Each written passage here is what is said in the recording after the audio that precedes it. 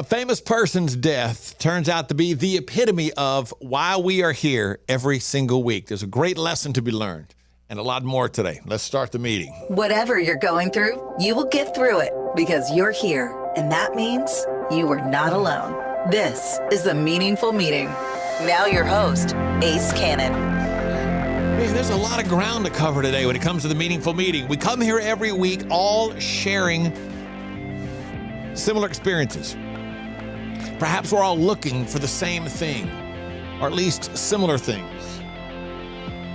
Some hope, some belief, a way to turn things around in life, something to help us through our struggles. I hope that's why you're here. I hope that there's something in here for you every single week. If you are new to the Meaningful Meeting, my name is David Cannon. Most people know me. A lot of people know me as Ace from the Ace and TJ Show. I am not a therapist. I am not a doctor. I am nothing professional other than a professional radio prognosticator, a DJ, if you will.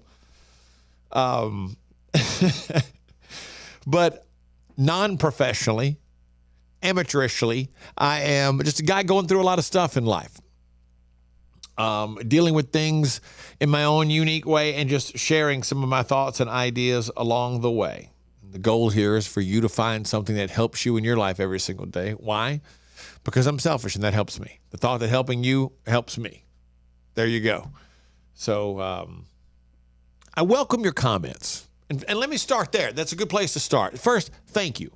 Because last week I didn't really know where I was going with the Meaningful Meeting when the day started. I just had some jumbled up thoughts and ideas, and you kindly shared your thoughts. I love your comments every week, whether you, especially if you watch the show on YouTube. That's the easiest way for me to see them. You can always DM me.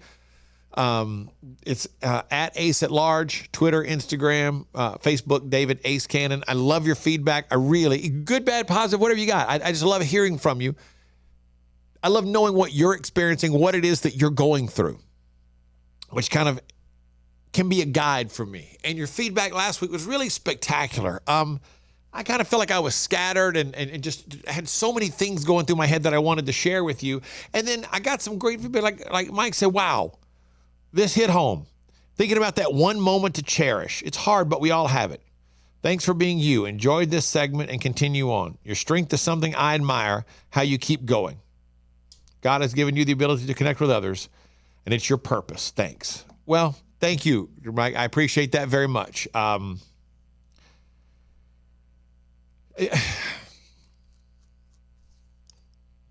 tell you a story real quick.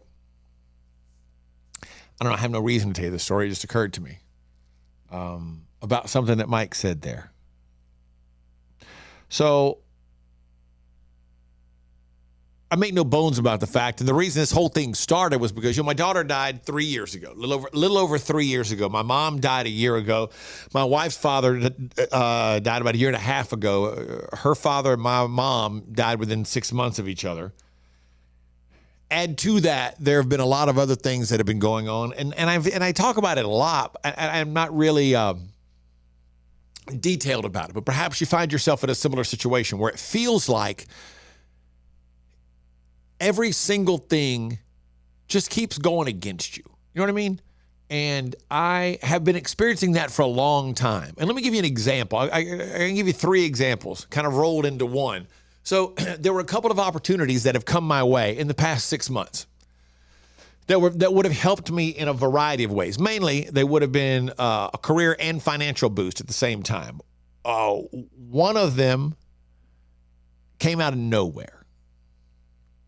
I was asked if I would submit an application to be involved in something. And I can't get into the details, but I thought, like, this is it. This is fantastic.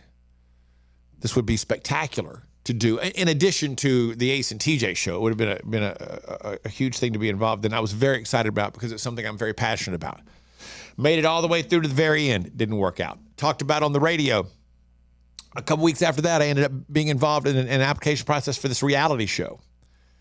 That would have been really fun to do, but also would have been good for us on the show, would have been good for me personally. There were no negatives other than the fact that I would be gone to England for 6 months. Made it through 3 rounds of the cuts, made it to the final, did the final interview where if I made the show, they would put all this stuff together, and I didn't make the show.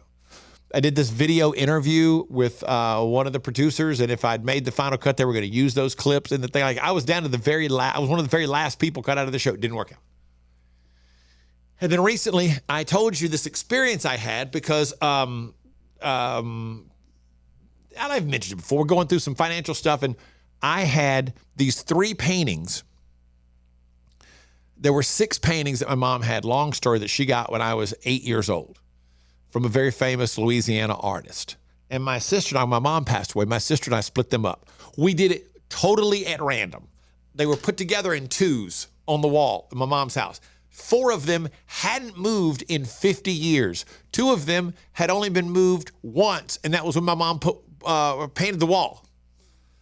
They literally had not moved since I was 8 years old, so almost 50 years, 45 years, these paintings had not moved an inch.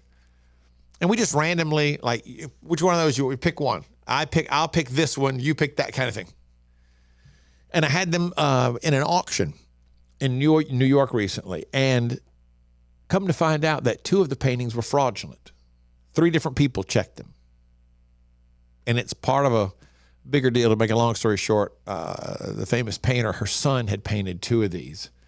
It was something he had gotten in trouble for, and he had done it to help her through the years. And just so happens that of my 3, 2 of them are fake and worth nothing. And it was like, man, what else is that? Like, how does that happen? So I was experiencing all of this recently, going through all of this, obsessing over all of this recently, and some of the difficulties that I face in my life these days, and some of the pressures that I face in my life these days, because I'm just going through a lot. I got a lot of pressure. I'm an older guy with a young wife and a beautiful baby, and I want to give them all of the things that I gave my kids, Peyton and Cade, when they were that age. And I'm not in the same position that I was then, but just really getting down on things. And to Mike's point, it occurred to me, I finally reached a point, and I don't know if I hit the bottom, but I finally reached a point where I thought, you know what? Maybe, just maybe, this is all for a reason. And maybe, just maybe, God is pushing me to do some of these things that I've thought about doing before, but I'm not going to get around to doing them until my back is to the wall. Fully, firmly. Maybe even sinking back into the wall a little bit, just back into the plaster a little bit. Maybe because we have so much else going on, I'm always thinking that would be a good idea if I ever got around to doing that, and maybe now this is that time. So I don't know. That's what touched me so much about Mike's comment, was that, you know, it said God has given you this ability to connect with others, and it's your purpose. Maybe a lot of these bad things are happening because without them, I would not go and do some of these other things that I've thought about doing for a long time. Maybe there is something special within all of this that I'm supposed to be doing. I mean, I'm not saying like I'm going to be a preacher, I'm going to be a famous speaker or author or Joel Osteen or whatever. I'm not saying that at all. What I am saying is maybe there's something that God wants me to do. And I've decided that it's got to be. It has to be. Maybe I'm just looking for a little bit of hope in all of this somewhere. But that's enough. That's enough to have re-inspired me to not only be here every week, but to make this platform bigger and better. But my point is, we all have this purpose. Whatever it is you're experiencing now, maybe one of the reasons for it is for you to tap into something deeper within yourself. Find out more about what you're about, if that makes any sense.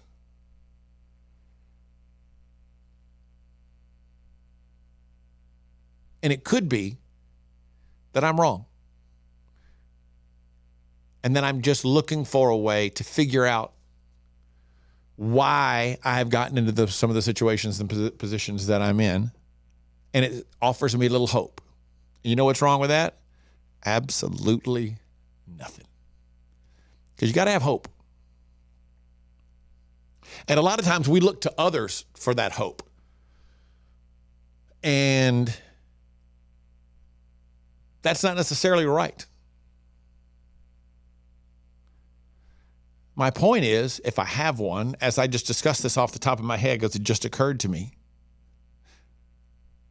look within yourself. Look within your situation. Think about what it is you're going through. Think about what it is you're experiencing. Think about what it is that frightens you. I'm not saying you're supposed to be out making speeches, writing books. What I am saying is there's a certain level of self-reflection. There's a certain level of assessment that goes with being in these situations. What is your gift? What is your ability? And what is the purpose that can be served from that? Because therein lies the key to you being able to improve your situation.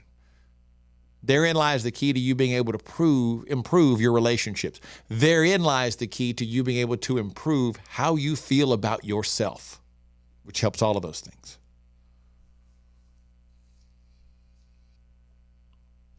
I might have gotten bogged down there a little bit, but that's straight off the top of my head. That literally hit me as I was reading Mike's comment. Perhaps God has given me an ability to connect with other people, and that is my purpose. And this is what I'm supposed to be doing. And I'm supposed to be taking these ideas and things that I've thought about for a long time, but never really found the time to get around to because I made tons of excuses.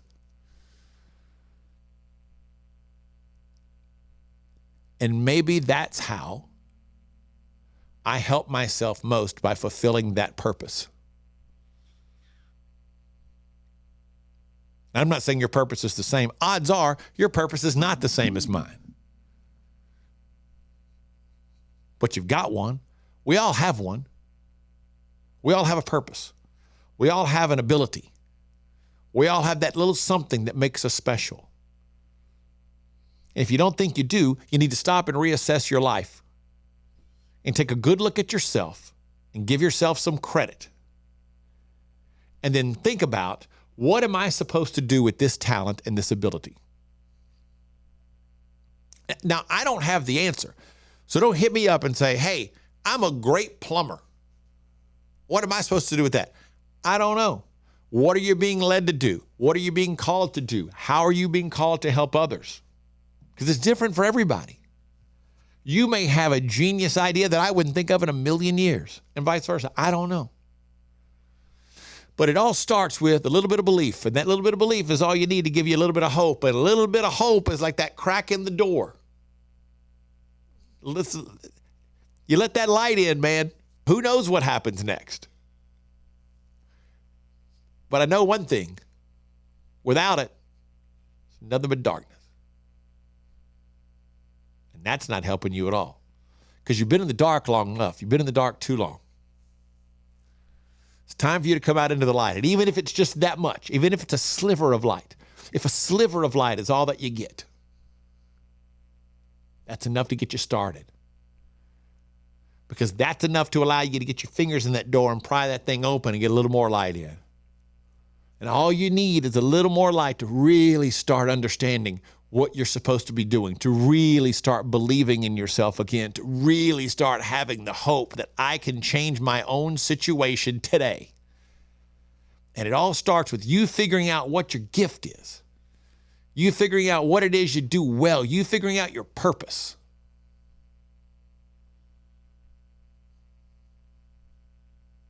I'm not gonna lie to you. I'm literally making this up as we go off the top of my head. I'm thinking of this as we go, and I'm pretty pleased with that. That's a pretty powerful thought. I hope you'll take that into consideration. Thank you, Mike. Without your comment, I would not have had that stream of consciousness. And it's awesome.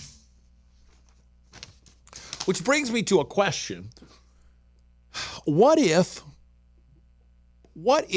we turned the meaningful meeting into something we did in person? And I guess what I'm asking for is a little bit of feedback, because I've thought about this for a while now and I've been afraid to share it with anybody.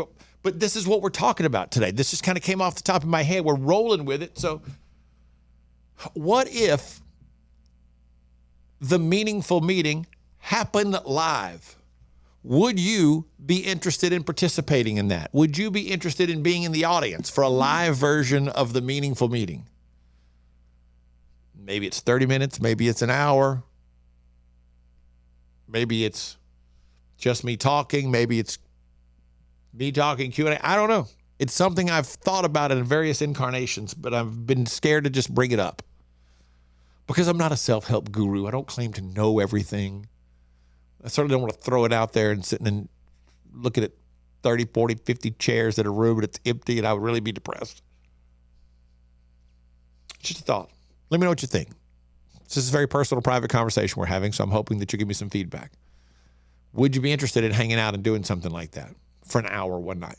A live version of the meaningful meeting, so to speak. And I'll figure out how to do the rest. Maybe that's my purpose. Maybe we find yours along the way. I don't know. But a celebrity died this week.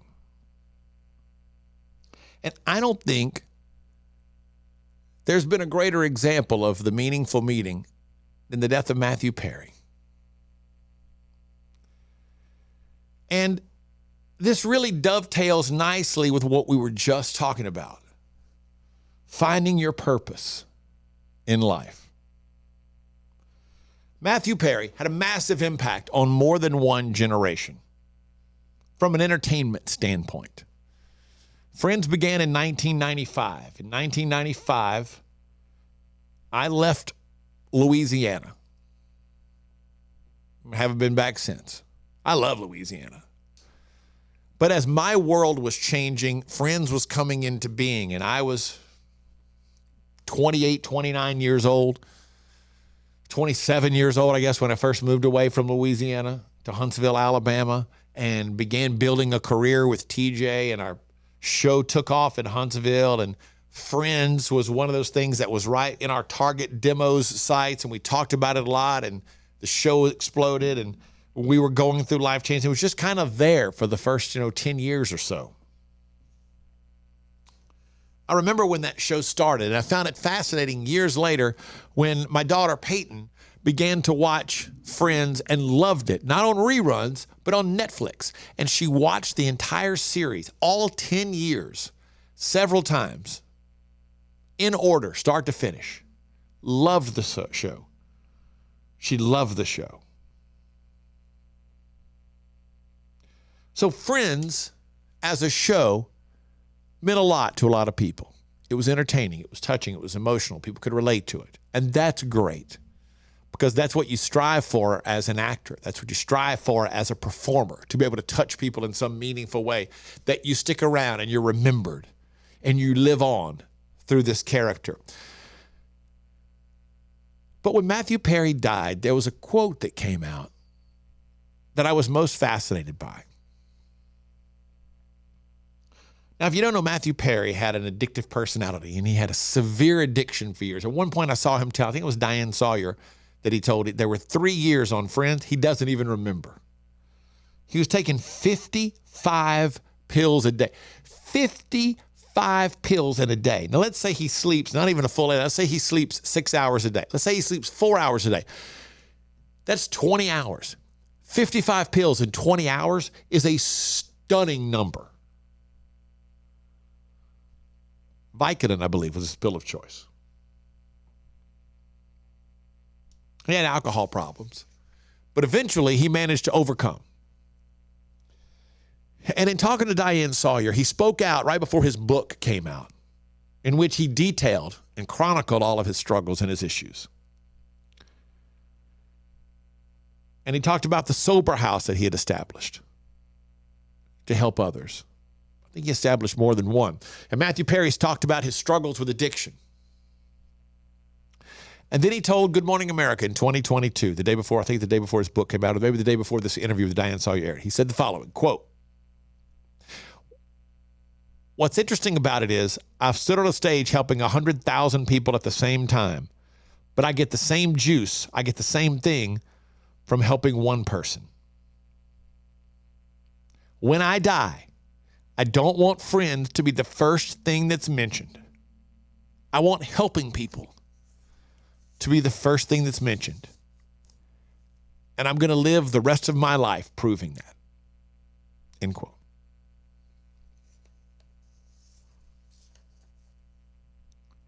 Matthew Perry was an addict, tremendously successful, unbelievably wealthy.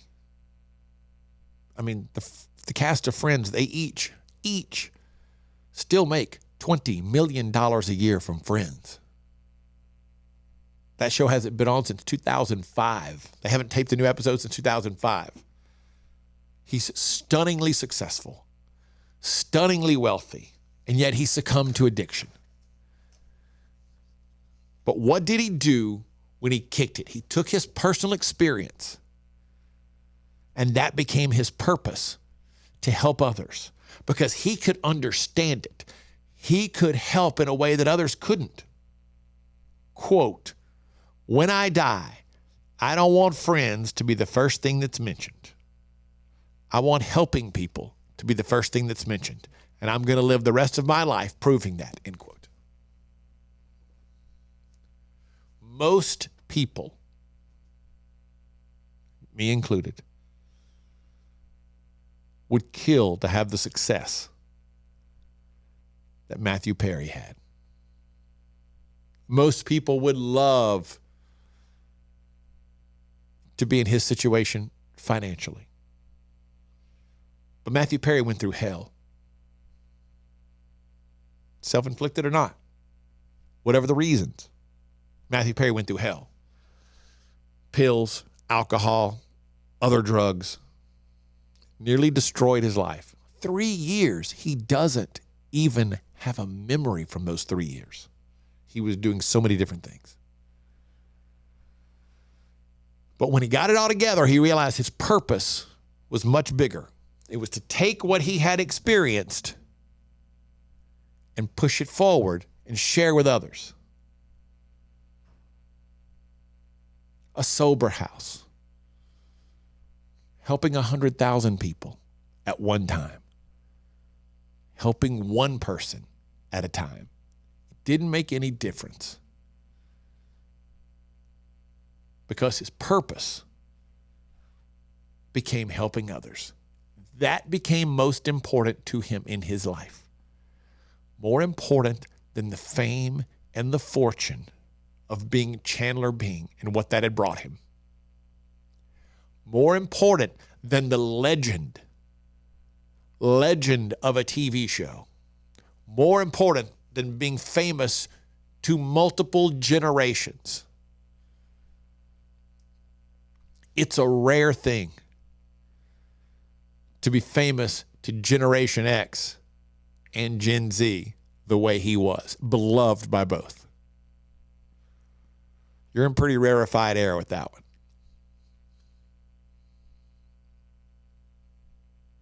All of which became a distant second when he figured out what his real purpose was, and that was to help people. That was to run a sober house. That was to share his story in a book. That was to share his story on a stage. That was to share his story one-on-one with someone else. That became his purpose in life. Helping others navigate the same dark experiences that he had. He didn't have to do that. He got sober. He could have hung out literally in his mansion, traveled the world relaxing. But what became most important to him was sharing his story and reaching out with a helping hand to help others. Your purpose may not be the same. Odds are it's not. It's not the same as Matthew Perry's. It's not the same as mine. It's not the same as your neighbor's. Because our gifts are different, and that's what makes it so great. You may not know what it is, but I'll guarantee you that you have one. And I believe that finding that purpose will lead you to a more fulfilled life. May not be financially, may not be professionally, may not be romantically. But I think there's something about finding that purpose that fills our hearts. Filling our hearts changes our disposition. Filling our hearts gives us hope. And it's that hope that cracks the door that much. That's all you need, man. That's all you need. That much. To be honest with you, I'm talking to me right now as much as I'm talking to you. Because I've played this game a long time, lied to myself and been frustrated and angry and bitter and outraged. And maybe, just maybe, I finally, at the ripe old age of 55, feeling like just about all lost, maybe I'm finally beginning to understand and figure it out.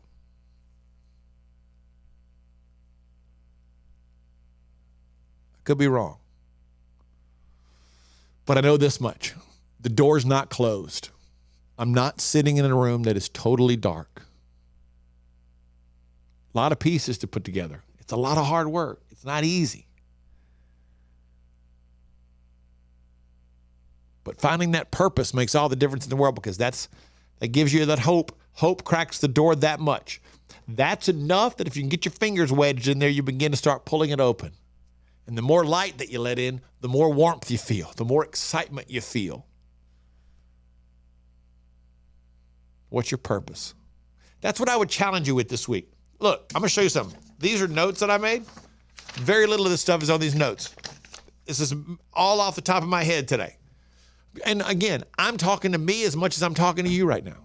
I have to remind myself of these things constantly, because I'm a bitter, deep inside somewhere. I'm not telling you this because I'm problem. I'm ashamed of it. I'm a very bitter person. And I believed for a while that God had quit on me, that somehow I had disappointed God in some way or ways, and I was being punished. And it's been tough, man. It's been real tough. But maybe it's all finally pushed me to where I need to be right now and what I need to be doing to fulfill my purpose, to make the most of my life. And I'm telling you, you have the same thing. And how do I know that? Because I know that you have a skill set different than mine. I know that because I know things I'm not good at, and I know a lot of people that are better at them than me. I call those people to help me all the time. And maybe you have those skills. Maybe using those skills to help others, that's your purpose. And if you think you've given up hope, just sit down and look at it and think about what would make you feel good today. What are you good at? Find a purpose. And you may not get it right off the bat. You may start trying to do it if this isn't it. But what if I did this thing? Maybe it might take 3 or 4, 5, 6, 7, 8, 10 things before you figure out this is what I'm supposed to be doing. This is my purpose in life. This is who I'm called to be. That's when things start to change.